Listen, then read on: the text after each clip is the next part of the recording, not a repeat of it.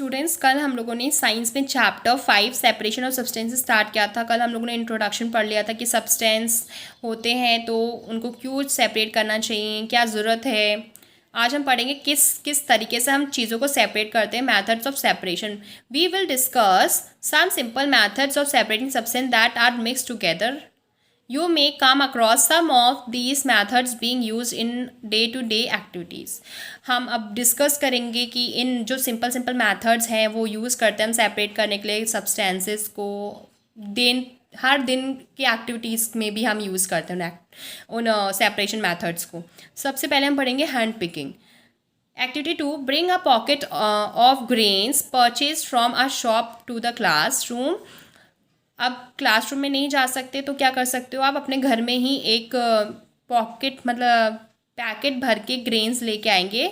और now spread the grains on the sheet of paper. अब जो भी आप ग्रेन्स लेके, चावल दाल जो भी चीज़ है या फिर चना जो भी चीज़ है उसको एक पेपर के ऊपर फैलाना है। Do you find any one only one kind of grains on the sheet. अब जो आपने ग्रेन्स आपने फैलाए हैं शीट पे वो सिर्फ और सिर्फ एक ही काइंड के, क्योंकि आप एक ही काइंड के ग्रेन्स खरीद के लाए हो शॉप से, ठीक है, of paper. Are these piece of stones has broken grains and particles of any other grain in it.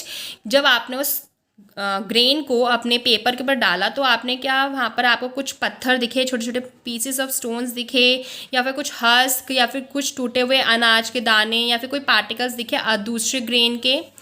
ना remove with your hand the piece of stone. अब आपको क्या करना है, अगर आपको दिखे तो आप अपने हाथ से उन पत्थरों को हटाओगे, हस्क जो है वो हटाओगे, और जो ग्रेन्स के जो अदर ग्रेन्स हैं, मान लो आपने दाल लिया उसके अंदर चावल आ गया है, बीच बीच में कहीं कहीं पर चावल है तो उसको हटाओगे, है ना।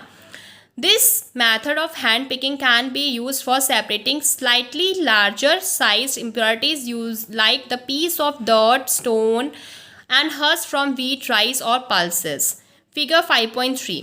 अब जो हैंड पिकिंग मेथड होता है उसमें क्या करते हैं, हम सेपरेट करते हैं जो थोड़ी सी बड़ी इम्प्योरिटीज़ होती हैं अनाज से, जैसे कि जो डर्ट हो गई या स्टोन हो गया, हर्स, ये हम अलग करते हैं। किस में से अलग करते हैं, जैसे कि हमारे वीट, ठीक है, गेहूँ हो गया, राइस हो गया, फिर पल्सेस, इनमें से हम अलग करते हैं थ्रू किसके थ्रू, हैंड पिकिंग के थ्रू। घर में भी आपने देखा होगा मम्मी चावल बनाने से पहले या फिर दाल बनाने से पहले, और या फिर आटा अगर आपके पिसवाने से पहले मम्मा क्या करती है, उसको फटकती है ना, तो उसमें भी जो गंदी चीज़ें होती हैं वो अलग करी जाती हैं।